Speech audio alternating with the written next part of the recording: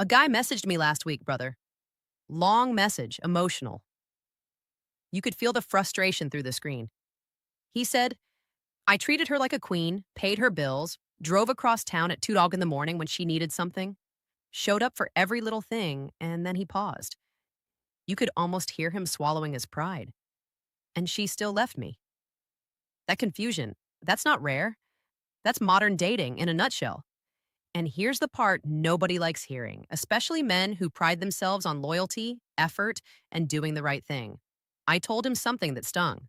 I said, women don't fall for men who give them everything. Not because women are evil, not because effort is bad, but because effort without structure, boundaries, and self respect turns into self eraser. So today, I'm breaking down the top things men should never do for a woman if they want respect, attraction, and peace.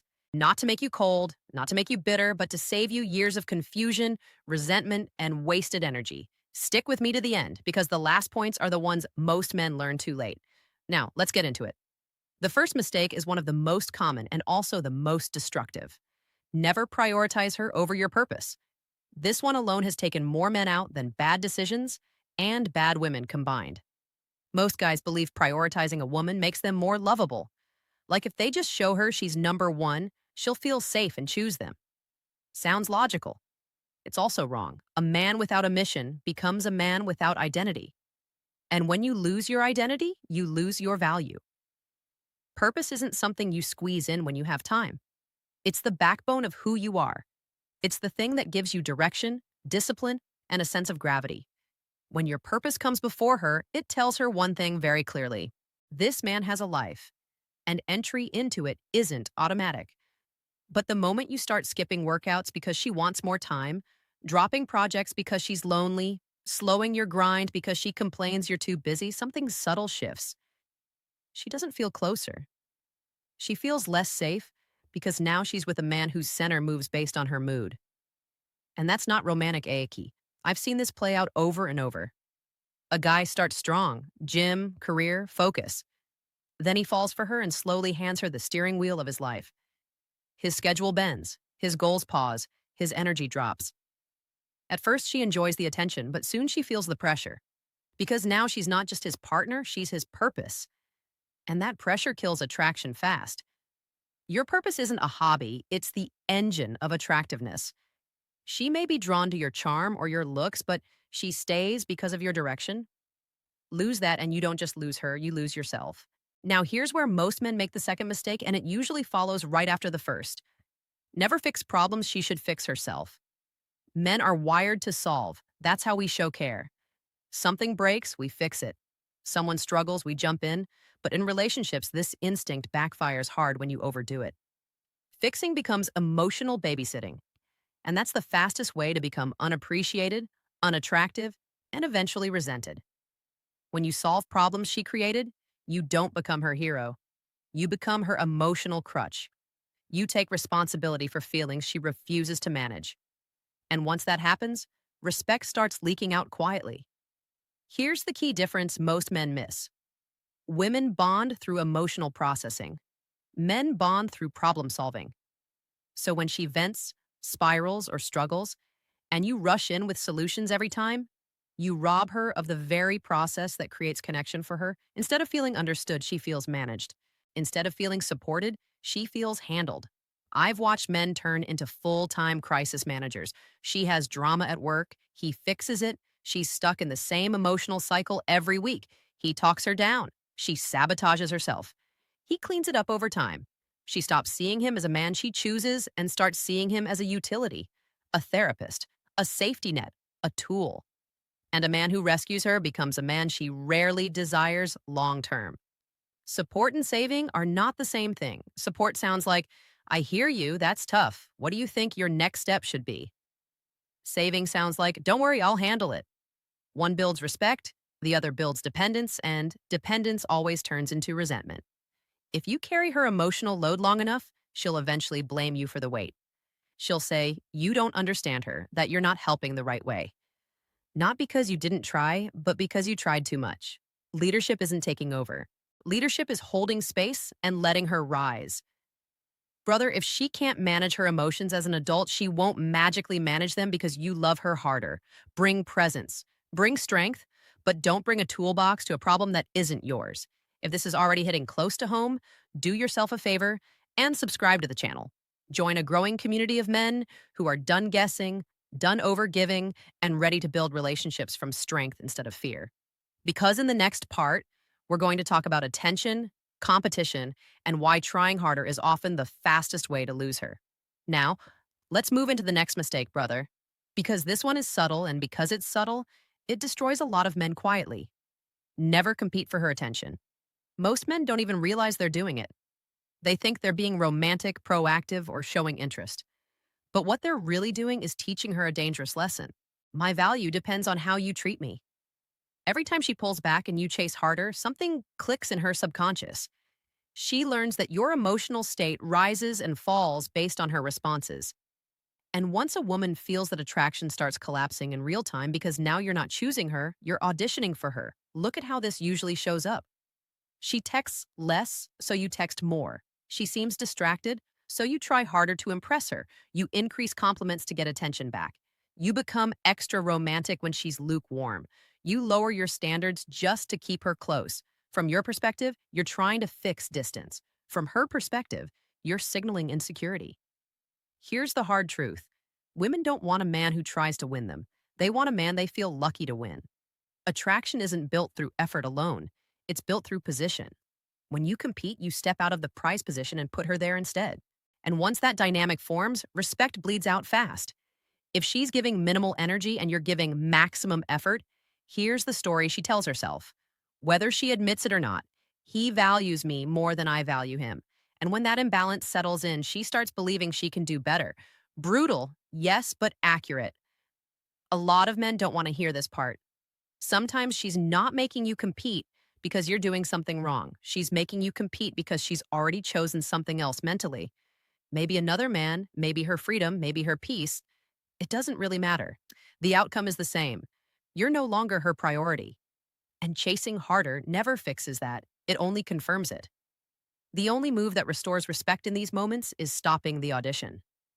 A man who doesn't compete for attention communicates emotional security, internal abundance, and high standards without saying a word. And when a man is selective, women instinctively lean in. Because scarcity triggers curiosity, stability triggers attraction. You don't compete for attention. You create it by being the man she doesn't want to lose. Now, let's talk about the next mistake because this one usually happens before a relationship even starts. Never overinvest before she earns it. Most men lose the game early because they give boyfriend privileges at a stranger discount. They invest like she's already chosen them while she's still browsing. Attraction isn't the issue here, access is. When you overinvest too soon, you communicate two things that quietly kill desire. First, my value isn't high enough to wait for your effort. Second, I'm trying to buy your interest. And women don't fall for men they can purchase. They fall for men they must qualify for. Let's get specific because vague advice doesn't help anyone.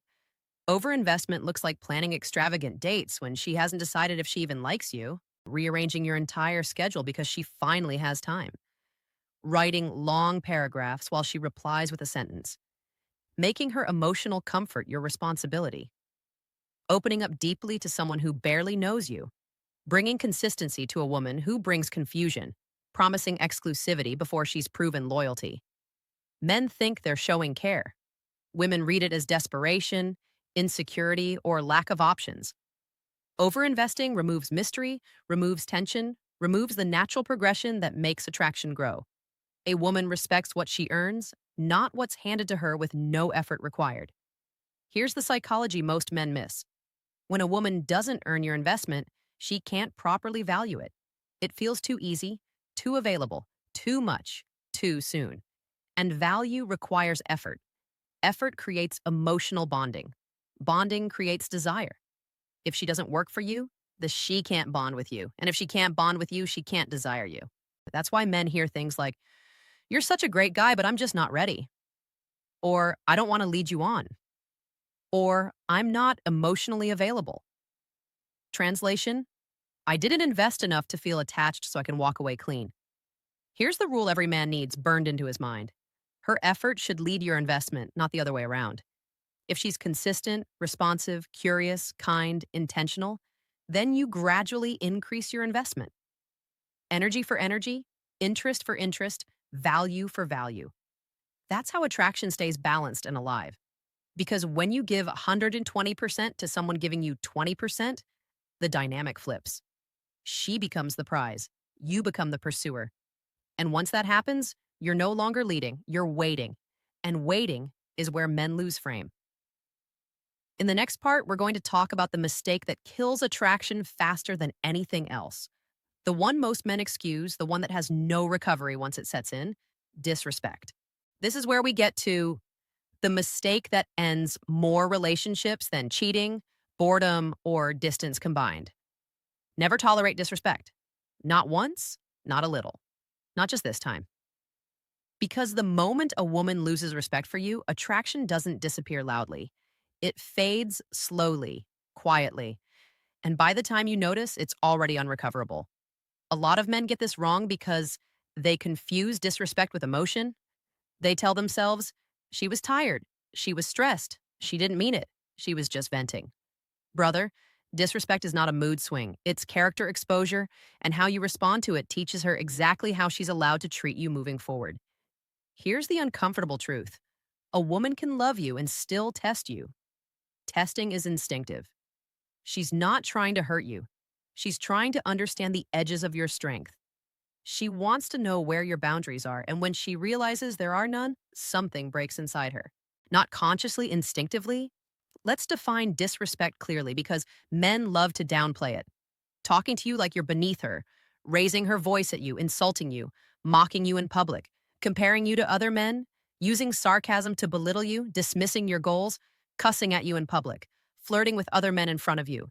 If any of these happen and you laugh it off, apologize first, or try to smooth it over to keep the peace, you've just taught her the most dangerous lesson of all, that you'll tolerate anything. Once that belief forms, she never unsees it. Women instinctively push against boundaries to feel safe. And when there are no boundaries, she feels unled, unprotected, and emotionally parentless.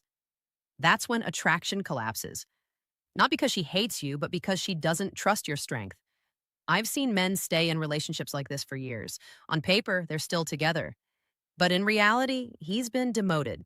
He becomes a doormat, a backup plan, a guilt relief tool, a therapist, a soft place to land when things go wrong elsewhere. And the worst part, the respect never comes back ever. If you don't enforce boundaries, you don't have a relationship. You have an arrangement. And enforcing boundaries doesn't mean yelling, threatening, or being emotional. It looks calm, clear, consequence. Don't talk to me like that. We're not continuing this conversation until you're calm. If you raise your voice again, I'm leaving. If you disrespect me, I will distance myself. No insults, no drama, just leadership. A woman respects that. She responds to that. She trusts that. Because respect is not something you demand. It's something you embody. And here's the truth most men need to hear. A woman cannot love a man she doesn't respect. And she cannot respect a man who does not respect himself. You don't lose women by being firm. You lose them by being weak. Now, before we close, I want to give you 2 additional rules that don't get talked about enough, but they quietly destroy men who ignore them. The 6th thing you should never do for a woman is sacrifice your male friendships and brotherhood for her comfort. This one hits hard because it usually feels noble at first. You spend less time with your boys. You cancel plans. You shrink your world to make her feel secure. But over time, you lose your grounding. Your perspective narrows. Your emotional outlet disappears. And suddenly she becomes your only source of validation, connection, and release. That's not romantic. That's suffocating. A man without brotherhood becomes emotionally dependent, even if he doesn't realize it. Strong women are attracted to men who have a life, a tribe, and a world beyond the relationship. When you abandon your brotherhood, you silently tell her she's your entire universe. And nothing kills attraction faster than being someone's entire universe. The 7th thing you should never do is lie about who you are to keep her. This includes hiding boundaries, suppressing opinions, pretending to be more agreeable, more available, or less ambitious than you actually are. A lot of men do this unconsciously. They think they're being flexible. What they're really doing is erasing themselves to avoid conflict. But here's the irony. The version of you she falls for when you're performing is not the version of you she'll stay with long term. Eventually, the real you comes out, and when it does, she feels deceived. Even if you never intended to lie, authenticity isn't about saying everything, it's about standing as who you are consistently. Attraction can't survive long term on an act. Brother of these rules point to one core truth. Attraction is not built through sacrifice. It's built through strength, boundaries, and self-respect. If this video gave you clarity, do yourself a favor and subscribe to the channel. Join a growing community of men who are done being confused, done overgiving, and ready to build their lives and relationships from a position of strength. This channel exists to help men see clearly, lead themselves, and stop repeating the same painful patterns. Take some time to explore the catalog. There's a lot here that can change how you move forever. Thank you for watching, and I'll see you in the next